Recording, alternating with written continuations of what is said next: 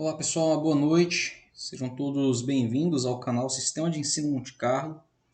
Esse canal feito para você que é estudante. Nós estamos aqui prosseguindo com a análise do livro do professor Carlos Ginzburg, O Queijo e os Vermes, e já vamos aí no capítulo 18, cujo título O Pai de Cristo, né? Isso aqui, gente, é um canal de pesquisa, estudos, e dado, né, o conteúdo desse módulo, que tem alguns assuntos que vão de encontro a algumas crenças, que são tidos como heresias, né? O próprio personagem principal desse livro, que é resultado de uma pesquisa do professor, ele foi condenado pelo Tribunal da Santa Inquisição, entre aspas, santa, né, entre aspas, que era uma engrenagem da Igreja Católica para se defender da reforma protestante.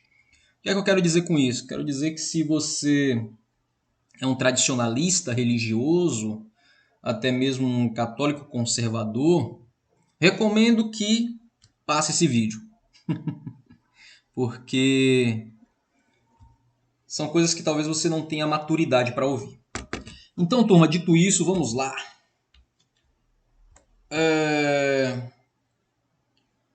A menção à passagem do legendário foi quase incidental.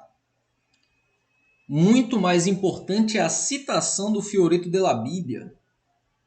Como nos recordamos, né, no primeiro interrogatório, Menóquio ele se dizia não acreditar, ele não cria na concepção imaculada de Maria pelo Espírito Santo, mesmo porque, abre aspas, tantos homens vieram ao mundo e nenhum deles nasceu de mulher virgem. E também porque, tendo lido num livro intitulado Fioretto della Bíblia, que, abre aspas, São José chamava Nosso Senhor Jesus Cristo de filhinho, inferira com isso que Cristo era filho de José. Então, continuando com a análise anterior de como Menóquio lia os seus livros e como ele interpretava aquilo que ele lia, então isso aqui é uma continuação. Tanto o capítulo 17 como esse capítulo 18 é uma preparação para o capítulo 19, onde nós vamos ser um tanto mais massivos nessa temática.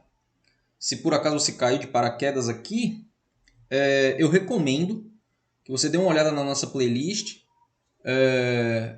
do nosso módulo, né, o Queijo e os Vermes, para dar uma olhadinha, uma passada nos capítulos anteriores, para entender do que isso aqui está se tratando. Para também o vídeo não ficar muito longo. No capítulo 166 do próprio Fioretto della Bíblia, tendo como referência esse livro com o qual o Menóquio ele teve oportunidade de ler, e daí muito de suas ideias, né, terem sido formadas a partir dessa leitura, onde ele continua com a sua defesa. Como Jesus foi mandado para a escola, lê-se que Jesus Cristo amaldiçoou o professor que lhe dera um tapa e o fulminou com um só golpe. Diante da ira dos vizinhos, José teria dito: controle-se, meu filho, você não vê o ódio de toda essa gente contra nós? Vamos frisar aqui, meu filho. José se referindo a Cristo. Mas na mesma página, no capítulo imediatamente anterior, abre aspas, como Jesus, brincando com outras crianças, ressuscitou um menino que havia morrido. Menóquio poderia ter lido esta resposta de Maria à mulher que lhe perguntara se Jesus era seu filho. Sim, ele é meu filho. Seu pai é o Deus único. Observe que são leituras e respostas vindas de um mesmo livro que ora ele defende, mas ora também ele só faz recitar aquilo que ele leu. A leitura de Menóquio era, evidentemente com isso, parcial, e arbitrária. Por que parcial? Porque ele se baseava nas suas leituras. Ponto. E arbitrária era como se ele não quisesse se submeter ao que a Igreja Católica ela determinava como verdade. E isso é quase uma mera procura de confirmação para ideias e convicções já estabelecidas na sua memória ou na sua maneira sólida de pensar. Então, para ele seria demais acreditar que Cristo tivesse nascido de uma suposta mulher virgem, porque Menóquio, um cara da leitura, um cara do iluminismo, né? Um cara altamente concreto, ele não se deixava levar pelo as diretrizes da fé, entendeu? Então ele era muito literal. E aí ele querer procurar uma forma de combater e desmentir aquilo que a igreja dizia. E nesse caso, a certeza de que Cristo tivesse nascido de uma virgem, que houvesse morrido na cruz, né? Se era Deus eterno, não podia se deixar prender e ser crucificado. O cuidado que nós, professores e pesquisadores, temos que ter com o anacronismo.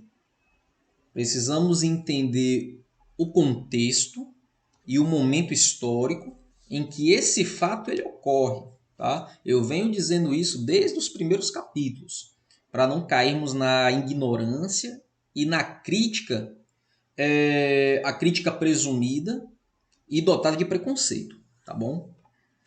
Por isso que eu recomendei, se a pessoa não estivesse preparada para ver essas videoaulas, principalmente desse modo, que pulasse, né?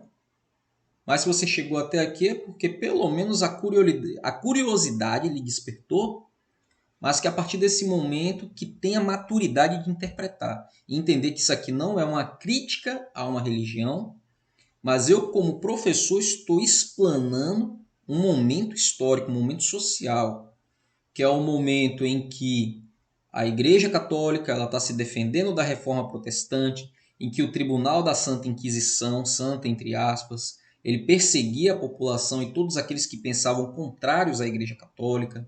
Tá? Então Menóquio é um personagem desse momento, onde ele, com suas ideias e pensamentos, e com a sua explanação dentro da sua aldeia, ele é apanhado pela Inquisição, apanhado e denunciado por aqueles que ouviam o que ele dizia.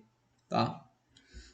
Nós vamos ainda continuar, né, com essa análise, ainda temos muita coisa para ver, não chegamos ainda nem na metade, o livro O Queijo e os Vermes ele é de mais de 60 capítulos, então ainda temos muita coisa para ver.